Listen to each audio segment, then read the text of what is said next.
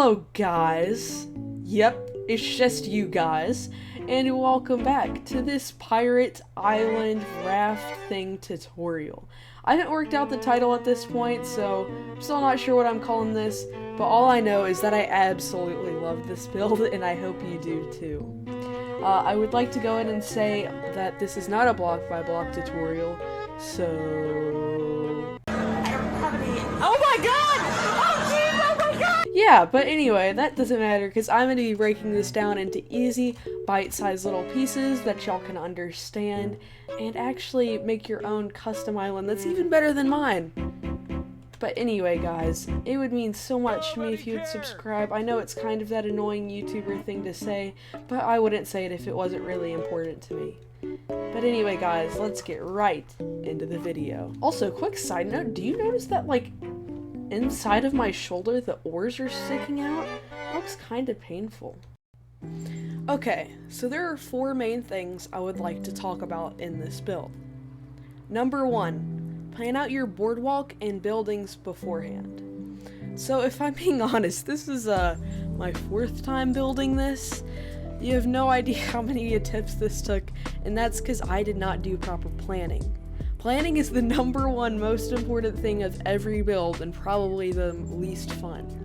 But make sure you spend enough time making your boardwalk big enough, shaped the right way, so that you can get just the perfect boardwalk. That way you can build the rest of your amazing builds on.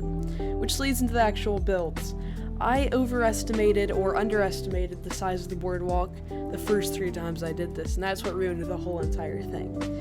So just make sure to do some wool outlines like you'll see me doing in a second, just to get your basic ideas down on the boardwalk before you start committing to a build. Number 2.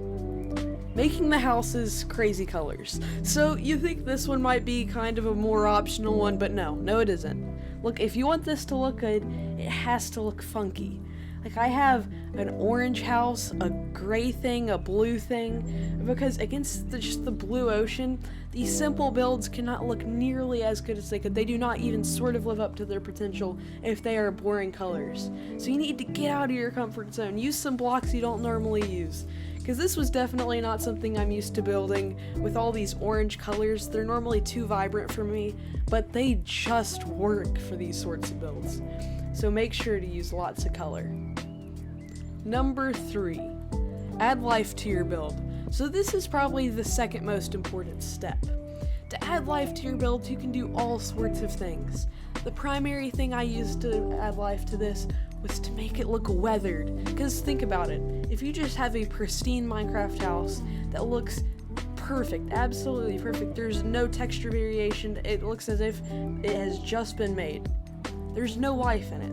If it looks like, hey, some of the wood is rotting away, some wind has blown through it, knocked some pieces of bricks off, things like that, it just like imitates life. Like this build has actually lived through these things. Now, just making a normal looking build that hasn't been touched before, that's okay too if done in the correct way. But for this sort of thing, where it's like a pirate thing, pirates are not very well kept people if you've ever looked at them. So you just kind of want to add that extra detail. Anything that you can do to add life, you should. Number 4. So this one was the same as my last video, and it will always be the last one, or rather, the most important step of any Minecraft build. That is, get outside inspiration. So, if you've ever heard of the build Sailor's Hideout, this was a 2013 build done by, I actually can't at the moment remember their names, but I will put their channel down in the description. It's an absolutely excellent build, and it was actually a build that really got me into Minecraft in the first place. So to be able to kind of take some pieces of that, some of the ideas, like just out in the middle of the ocean, those kinds of ideas, and mixing them with, I don't know, some B-dubs inspiration from his floating houses, things like that, you can put together your own unique build.